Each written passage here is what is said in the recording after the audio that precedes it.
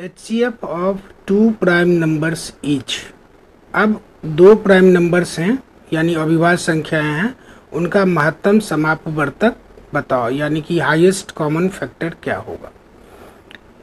अब आंसर में दिया है देयर सम, यानी कि उन दोनों ही प्राइम नंबर्स अविभाज्य संख्याओं का योग या उन दोनों में अंतर या 1 या 0।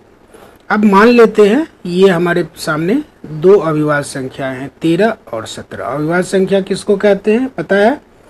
जो संख्या या तो 1 से विभाजित होती है या फिर खुद से ही विभाजित होती है, वो किसी और तीसरे नंबर से विभाजित नहीं होती, यानी कि उसके दो फैक्टर्स कौन होंगे? एक और दूसरा वो संख्या खुद, यानी एक और दूसरा वो संख्या खुद। 13 का कौन होगा? 1 और 13।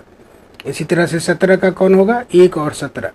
अब इस फैक्टर को हमने इस रूप में लिख लिया, 13 का हो गया 1 गुने 13, 17 का हो गया 1 गुने 17। अब इसमें सबसे बड़ी संख्या कौन है जो कॉमन है दोनों में?